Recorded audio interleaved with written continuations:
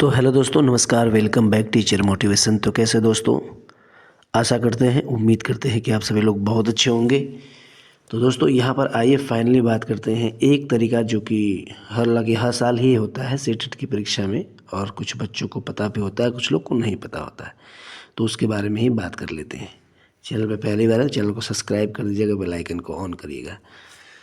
तो देखिएगा, जिनके नंबर कम हो गए हैं, जैसे जिनके भी नंबर कम हो गए हैं और जो पास होते होते भी फेल हो गए हैं, उनके बारे में बात करेंगे। और ख़ास तौर से ये वीडियो की जानकारी आप लोग को ज़रूरी थी, इसकी वीडियो मैं बना रहा हूँ। ठीक है, देखिएगा, जिनके भी रिजल्ट फेल दिखा रहा है, जो 1-2 नंबर पास थे, जिनके नंबर घट गए और कुछ लोग के नंबर बढ़े हैं, यहाँ पर सभी लोग की चर्चा लेने के बाद मुझे यही पता चला है कि 7 तारीख की परीक्षा में नंबर बढ़े हैं, 8 तारीख की परीक्षा में नंबर्स नहीं बढ़े हैं। ठीक है, लेकिन कमेंट लोगों का अलग अलग आ रहा है। कुछ लोग बोल रहे हैं कि 7 तारीख के एसएसटी में ही मेरे नंबर बढ़े हैं, कुछ लोग बोल रहे हैं कि 7 तारीख के प्राइमरी में मेरे नंबर बढ़े हैं, कुछ लोग बोल रहे हैं एसएसटी 8 तारीख वाले में नंबर नहीं बढ़े हैं।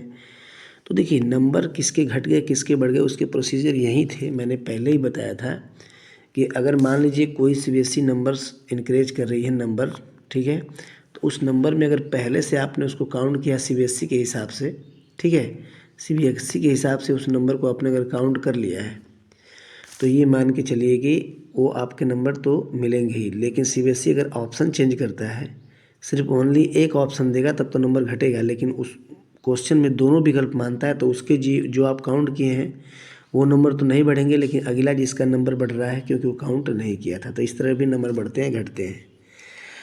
आइए बात करते हैं जिनके नंबर कम हैं, उनको सीबीएसई एक देता है ऑफ़र। ऑफ़र क्या होता है मैं आपको बता रहा हूँ। एक सीट होती है गणना सीट, इसका नाम आप लोग जानते होंगे, तो अच्छी बात है, गणना सीट। ठीक है, जिनके नंबर घट गए वो ज़रूर सुने। गणना सीट जिसको बोलते हैं अंग्रेजी में कैलकुलेशन सीट। ठीक है, कैलकुलेशन सीट। अच्छा, कैलकुलेशन सीट यह सीबीएसई देता है। सीबीएसई जो बच्चे फेल हो गए हैं 1-2 नंबर से, ठीक है, तो उनके लिए सीबीएसई यह कहता है कि भाई, अगर हमारे मार्किंग पर जो हमने मार्क किया है, जो आपका रिजल्ट जारी किया है, अगर इस पर हमारे विश्वास आपको नहीं है कि हमने कैसे नंबर कम कर दिए, कैसे अधिक कर दिए, तो भाई सीधे सीधे आप लोगों को करना क्या है, एक 500 रुपये का ड्राफ्ट लगा के बैंक से मेरे पास पड़पड़गंज में भेज दीजिए, और मैं उसी पर आपको कैलकुलेशन सीट भेज दूंगा। अच्छा, कैलकुलेशन सीट होती क्या है ये तो जानना ज़रूरी है। कैलकुलेशन सीट वह होती है जिस समय उमार सीट आपकी चेक होती है, उसका एक प्रारूप सीबीएसई अलग से उन विद्यार्थियों को देता है जिनको संदेह होता है कि मेरी मार्किंग में गलती हुई है। समझ रहे बात आप लोग, ध्यान से समझिएगा। कैलकुलेशन सीट वही होती है जिसको सीबीएसई, जैसे मान लीजिए उमार सीट आपकी किसी मशीन में आपकी चेक हो रही है, इलेक्ट्रॉनिक मशीन होती है, तो चेक होने के बाद आपका नंबर तो बन गया, लेकिन वह कैलकुलेशन सीट किस पर नंबर बढ़ा, किस पर घटा, किस पर बढ़ा, एक प्रति निकाली जाती है और वह प्रति आपको भेज दी जाती है, ताकि आपको ये पता चले कि मेरे नंबर किस पे मिले हैं, किस पे नहीं मिले हैं। अगर नंबर सही आपके यहाँ इसके हिसाब से वहाँ पर सही है और आप सही हैं, तो आपको नंबर मिलेंगे, लेकिन वो मिलेंगे वैसे नहीं, वो कोर्ट के माध्यम से मिलते हैं। तो अलग अलग प्रोसीजर होता है, बहुत ही बड़ा मैटर होता है। ठीक, क्योंकि कैलकुलेशन सीट मायने क्यों है, कैलकुलेशन सीट इसलिए मायने है कि इसमें विद्यार्थियों को ये पता चलता है कि मेरे इस पे नंबर मिले, तो उस पर लिखा होता है कि इस पर आपको नंबर मिले हैं, 1 का 2, 2 का 3 ऐसे नंबर मिले हैं, तो वो कैलकुलेशन सीट सीबीएसई भेजता है। और आप ये नोटिस देखिए, अब ये कैलकुलेशन सीट का प्रोसेस अब चलेगा 2, 4, 5 दिनों में एक नोटिस सीबीएसई देगा कि आपको इतने से इतने दिन के अंदर 500 रुपये किसी बैंक से ड्रॉप बनवा कर मेरे इस एड्रेस पर भेज देंगे। उसी एड्रेस पर मैं कैलकुलेशन सीट निकलवा के आपको दे दूंगा। ठीक है, तो ये बस नोटिस आएगी जैसे वैसे ही वीडियो बना दिया जाएगा आपको, और आपको इन्फॉर्मेशन दे दिया जाएगा। ठीक है, तो ये आपको एक जानने की प्रक्रिया है कि मेरी मार्किंग कैसे हुई, कि मेरी मार्किंग गलत तो नहीं हुई है, ये बात है, ये इसके लिए मैंने ये वीडियो बनाया है।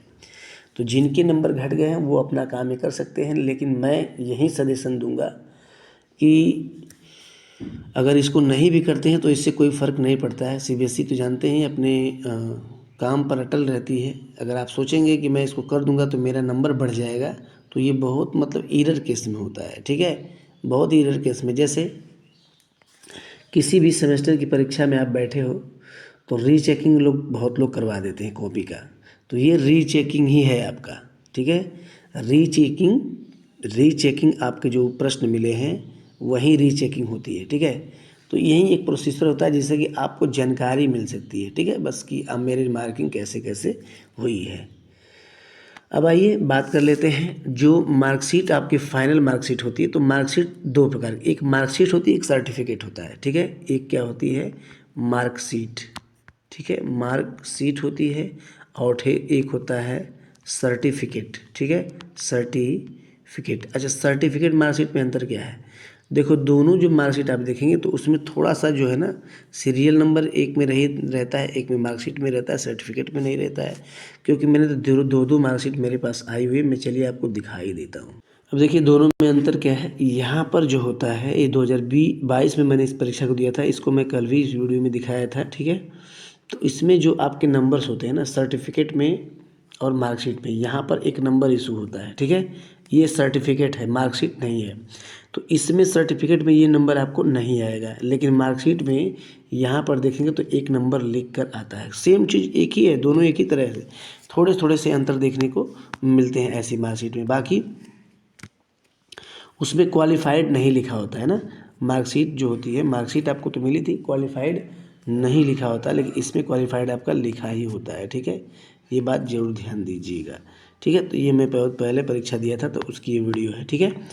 तो कुल मिला जुला के मेरे कहने का मतलब ये है कि आप लोग के बस 15 से 20 दिनों में आपको मार्कशीट का प्रोसेस आ जाएगा, और आपको डिजीलॉकर में आपको करना कुछ भी नहीं है। सीधे सीधे नंबर, आपको mobile number, email ID press करके उसको लॉगिन करिएगा। जैसे ही मार्कशीट वहाँ से इशू होगी वैसे ही रोल नंबर आप डालेंगे, रोल नंबर आपके यही रोल नंबर पड़ेंगे जो इस बार परीक्षा आप दिए हो, वैसे ही वो मार्कशीट आपके खाते में चली जाएगी, ठीक है। ये होते हैं मार्कशीट डाउनलोड करने की प्रक्रिया।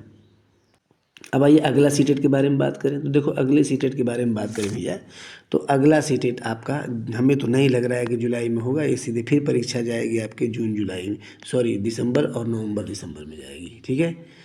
नवंबर और दिसंबर में देखने को ये परीक्षा फिर आपको मिलेगी। तो कोई बात नहीं है, परीक्षा तो आती जाती रहेगी, लेकिन आप लोग घबराएं नहीं। और जो भावी शिक्षक हैं, जो टीचर्स कार्यरत हैं, उनको अगर नंबर उनके कम हो गए हैं या फेल हो गए हैं तो आपको घबराने की ज़रूरत नहीं है, और आप लोग को बस मेहनत करने की ज़रूरत है। जो उत्तर प्रदेश के भावी शिक्षक हैं उनके लिए वो यूपी टेट आ गया है, वो लोग परीक्षा देके पास हो सकते हैं। आज के लिए इतना ही, अगले वीडियो मिलते हैं, धन्यवाद।